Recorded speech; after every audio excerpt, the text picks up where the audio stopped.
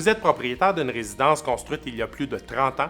Saviez-vous qu'au Canada, on retrouve encore de l'amiante dans 100 000 maisons? Et c'est sans compter les bâtiments commerciaux et institutionnels.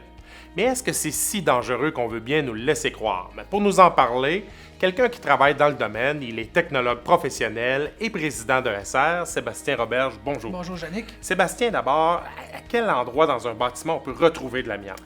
On peut retrouver l'amiante un peu partout, Yannick.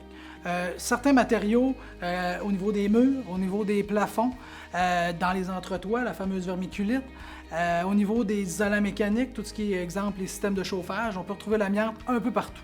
Bon, on va prendre la vermiculite parce que ça inquiète énormément de gens. On retrouve ça dans l'entretoit et ça, il y en a dans plusieurs résidences. Oui, on en retrouve dans tous les bâtiments plus vieux que 1985. C'est un matériau qui était peu onéreux, donc les gens l'ont beaucoup utilisé pour isoler les entretoits. On peut même en retrouver au niveau des murs aussi.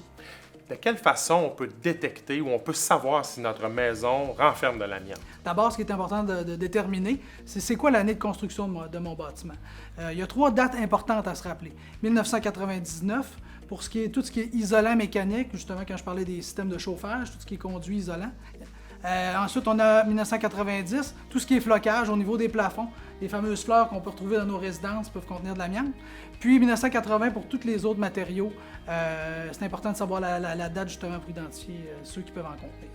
Si on habite une maison justement qui renferme de l'amiante, est-ce que c'est dangereux? Est-ce que notre santé est en danger? Parce qu'on entend vraiment toutes sortes d'histoires d'horreur. L'amiante est dangereuse lorsqu'on va faire une intervention au niveau de celle-ci. Puis si on met de la poussière dans l'air, dans le fond. Si on respire l'amiante, c'est là que ça devient dangereux.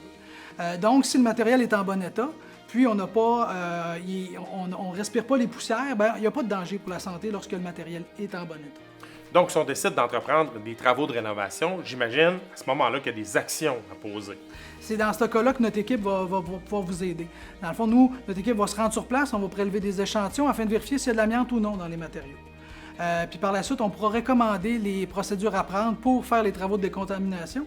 Puis on pourra aussi vous donner une liste d'entrepreneurs qui peuvent spécialiser en travaux de décontamination liés à l'amiante. Alors, avec la santé, il n'y a pas de chance à prendre. Avant d'entreprendre des travaux de rénovation qui vous exposeraient à cette poussière d'amiante, consultez les experts de SR au 1-877-722-1145.